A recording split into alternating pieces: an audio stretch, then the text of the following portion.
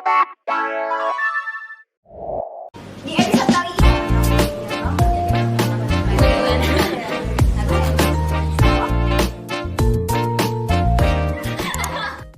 Hai Sobat Kreatif, selamat datang di Art Talk bersama aku Suci Hanifa dan tamu spesial hari ini. Halo, aku Akila, aku mahasiswa DKV UPN Veteran Jawa Timur. Halo, aku Sofi, aku juga mahasiswa DKV UPN Veteran Jawa Timur. Di episode kali ini kita akan membahas beberapa hal menarik seputar dunia desain dan karya terbaik dari tamu hari ini. Aku ucapin selamat datang kepada Akila dan Sofi, makasih banget udah mau jadi bintang tamu spesial hari ini. Aku tuh mau nanya deh, kalian udah semester 2 kan sekarang? Ya, bener banget. Pasti anak DKV tuh sibuk banget. Nah, kesibukan anak DKV tuh ngapain aja sih sebenarnya? Dari Akila dulu.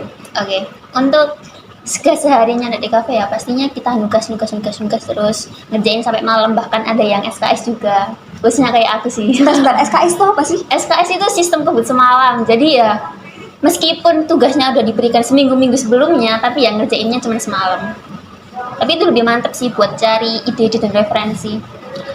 Terus keseharian kita juga ada, ya selain nugas itu kita juga ada asistensi. Nah, buat kalian yang belum tahu apa itu asistensi, jadi asistensi itu buat proses ngevalidasi ke dosen. Jadi kita itu ngajukan beberapa alternatif gitu tentang desain kita.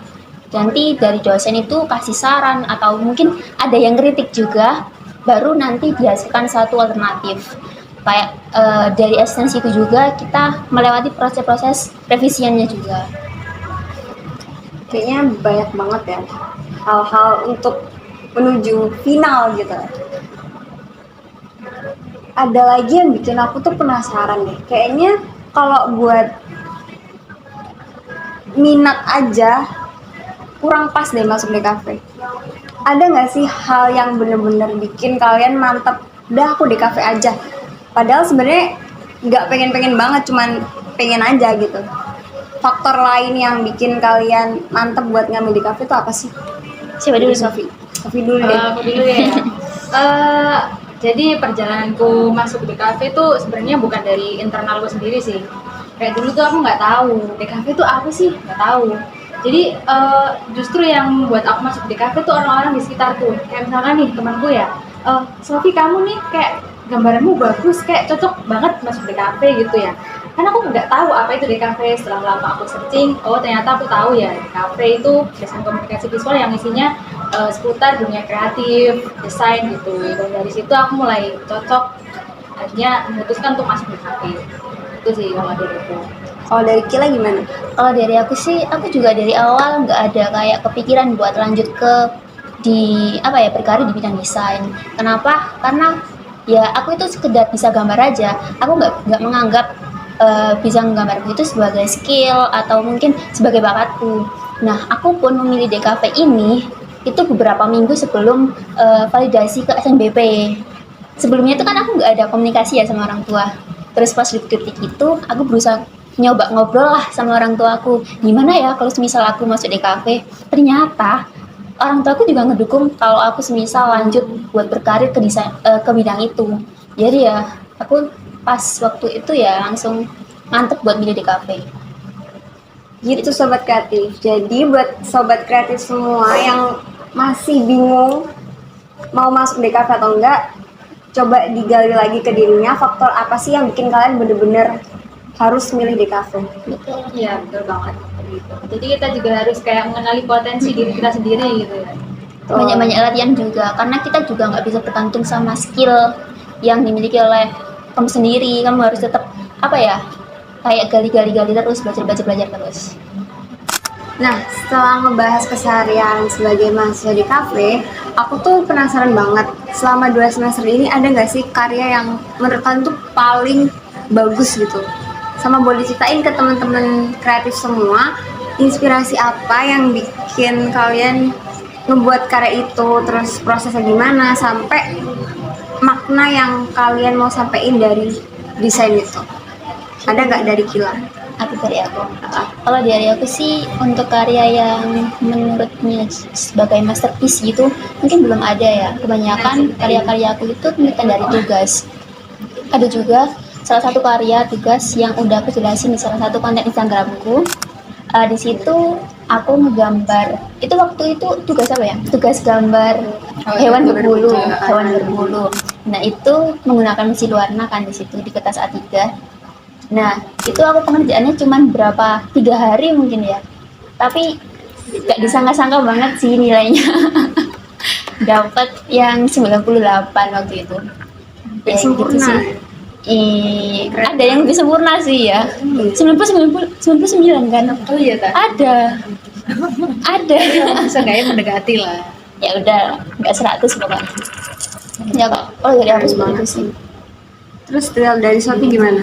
Ada nggak? Kalau dari aku ya mungkin bukan karena karyanya itu bagus atau enggak ya, mungkin karena dari cerita di balik karyanya gitu. Jadi barusan kemarin 1 minggu lalu ya, itu aku barusan menghadiri acaranya Ibu Anak Hima Ilmu Komunikasi ya. Itu aku di sana jadi talent buat live painting. Jadi yang itu sesuatu yang baru buat aku karena awalnya kan kita itu bisa apa ya, kalau melukis itu harus dalam keadaan yang tenang sendirian gitu ya. Itu menurutku sesuatu yang menantang karena kan kita tampil di depan banyak orang ya gitu. Dari situ aku juga banyak belajar juga sih di aku sempat latihan sendiri di kamarku buat apa namanya untuk melatih tangan lah gitu. Itu sih ceritanya. Jadi bukan ke bagus atau enggaknya karya itu, tapi ceritanya. Cerita di baliknya. Teman-teman, jadi nggak semua karya yang bagus itu karena looknya bagus gitu. Tapi karya yang bagus juga terbentuk dari pesan yang disampaikan.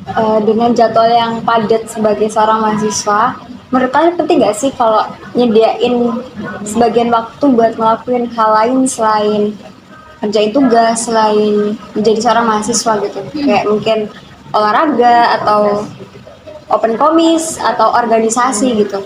Kalau dari Sophie dulu deh, gimana tuh? Oke, dulu ya. Ya selain dari kesibukan tugas-tugas itu ya, aku juga ikut salah satu organisasi kampus ya. Itu aku juga memegang bagian publikasinya juga sih, tapi juga nggak terlalu jauh sama dunia desain juga. Jadi di luar tugas itu aku juga bisa ngembangin hal-hal yang lain lewat apa organisasi tersebut. Juga apa ya, mungkin di waktu yang luang kalau benar-benar nggak ngapa-ngapain ya, mungkin bisa belajar soft skill atau belajar gaya-gaya desain yang baru, kayak misalkan ilustrasi gitu kan ya, kan ada banyak art style gitu. Itu kadang aku cobain satu-satu gitu. Sebatas itu aja sih. Tapi balik lagi ke desain ya akhirnya. Iya, nggak yang ke desain. maksudnya publikasi itu gimana? Pakai digital kamera atau gimana? Tim publikasi kayak ya seperti yang kita ketahui ya, kayak sosial media kayak gitu. Kalau ada acara-acara Kayak feed Instagram ya, gitu ya? Instagram atau brosur, pamflet dan lain-lain. Job desk anak di kafe banget kalau kayak gitu. Kalau setiap ikut organisasi, kalau nggak bagian dokumentasi ya publikasi. Nah kalau dari Kila sendiri biasanya selain ngedesain tuh ngapain sih biar gak jenuh gitu? Kalau dari aku sendiri sih sama, aku juga join organisasi. Selain join organisasi yang di kampus, aku juga join organisasi yang ada di luar kampus juga. Jadi aku mungkin kalau yang dari organisasi yang dari dalam kampus, aku ngembangin skillku di bidang lain. Jadi aku masuk divisi lain juga nggak selalu yang tentang desain-desain juga. Sedangkan yang di organisasi yang luar kampus, nah ini kebanyakan mungkin karena dilihat dari latar belakangku kan, yang mahasiswa DKV ya, pastinya diseret-seret ke divisi-divisi yang di berbau-bau desain, dokumentasi kayak gitu. Jadi ya kayak gitu sih. Terus selain itu kalau misal ngisi waktu luang, aku juga ngembangin di hobi lain. Aku ada hobi kayak membaca atau mungkin menonton film kan juga hobi kan itu. Kebutuhan. Biar gak jenuh ya, biar gak jenuh. Iya betul. Kayak gitu sih. Pokoknya harus pinter-pinter ngatur waktu ya biar kuliah, hobi itu tetap balance. Iya, Jangan sampai. harus Soalnya seimbang semuanya. Setahu aku tuh biasanya yang awalnya hobinya gambar, setelah masuk di kafe tuh hobinya jadi melenceng. Ada yang mancing, ada yang masak, ada yang olahraga, bahkan ada yang hobinya tuh tidur gitu. Saking udah capek banget. Mungkin kita sama bosen iya gitu ya. desain mulu kerjaannya gitu. Soalnya kan biasanya hobi itu dibuat pelarian pas kita bosen. Betul. Sedangkan kalau misal kita ya yang biasanya sehari-harinya itu langsung ngedesain mulu. Nah terus kalau bosen itu perginya kemana gitu kan. Itu jadi pelarian bisa gitu. lagi. Jadi harus ada hobi yang selain yang di luar dari yang biasa kita pelajari juga. Kayak gitu. Setuju. Aku sebagai mahasiswa desain setuju. Sebagai mahasiswa desain pasti kita bakal terus siap buat ngadepin perubahan di masa mendatang, terutama di bidang desain. Dan yang paling gempar sekarang kan masalah AI ya. Iya. Apa-apa AI kayak cuma 5 menit bisa bikin poster, 5 menit bisa bikin video pendek kayak gitu. Nah, sebagai seorang calon desainer, apa sih hal yang benar-benar harus kita tingkatin buat siap buat menghadapi perubahan itu gitu. Jadi apa ya, pasti yang namanya AI itu kan juga dia punya kekurangan kan. Iya. Kayak misalkan dia kan nggak bisa gambar tangan secara sempurna. Dan itu kan kita bisa ngambil celah dari situ ya. Kalau misalkan kita bisa pinter-pinter, kita ningkatin skill kita. Yang mana AI itu nggak bisa nanding. Ya, itu kita bisa expert di situ. Iya, kita bisa ambil kesempatan itulah. Kalau misal mungkin bisa lah kalau misal AI kita buat referensi aja, sekedar referensi. Jadi full karyanya itu tetap dari idenya kita. Pokoknya sebagai desainer harus pinter-pinter ngembangin potensi kalian lah. Karena gak ada yang namanya manusia tergantikan oleh robot, itu gak ada, karena robot pun diciptakan oleh manusia gitu.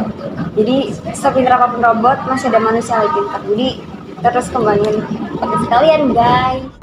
Pertanyaan terakhir yang pengen aku sampaikan buat tamu kita hari ini, ada nggak sih pesan buat teman-teman kreatif yang mau nyemplung nih di dunia desain atau yang masih bingung buat masuk di kafe atau enggak? Ada nggak pesannya buat teman-teman kreatif semua? Dari Sofi dulu deh. Oke, kalau dari aku ya, pesanku karena memang DKV itu nggak melulu tentang desain ya, dia kan masuk ke branding juga, masuk ke fotografi juga, masuk videografi juga. Jadi misalkan kalian ada seperti minat nih kayak di fotografi, bisa kok masuk DKV. Bisa ya? Gitu, bisa. Karena kan emang nanti kan dia banyak cabangnya kan, jadi kita harus yaitu tadi ngenalin potensi kita itu mendalaminya gimana sih, entah itu di desain atau di ilustrasinya atau bisa juga di fotografi, videografi dan sebanyak lagi lah, gitu. Itu aja sih, cuma kenali diri sendiri gitu aja. Kalau nggak bisa gambar gitu, bisa masuk di kafe nggak sih? Bisa, kayak menurutku ya, menggambar itu cuma buat kita memudahkan kuliah aja. Karena kan kita semester awal nih, kan masih pakai manual semua kan. Itu cuma buat mempermudah kita. Aslinya kita walaupun nggak bisa gambar, kita masuk di kafe itu udah diajari gambar. Ya, jadi kita bisa belajar lah di dalamnya itu. Jadi kuliah di kafe tuh bukan harus pinter gambar, tapi gimana kita mau belajar buat gambar. Semua itu belajar, semua itu dari Semua nol. tuh dari nol gitu. Walaupun yang udah expert atau masih pemula, semua diajarin dari nol. Jadi jangan takut buat masuk di kafe. Ya. Kalau dari Kila, pesannya buat teman-teman kreatif apa nih? Dan kalau kalian udah nyemplung ke dunia desain, itu kalian harus jadi desainer yang open minded nih. Jangan melulu tertutup sama orang-orang. Jadi kita juga harus jadi desainer yang mau diterima kritik, mau diterima sarannya juga. Biar itu buat ngembangin potensi kita juga.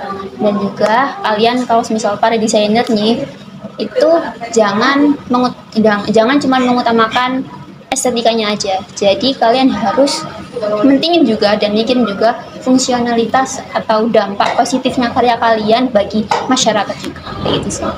Nah, sobat kreatif, sekarang udah nyampe di akhir podcast nih. Gimana? Tadi seru nggak? Seru dong pasti.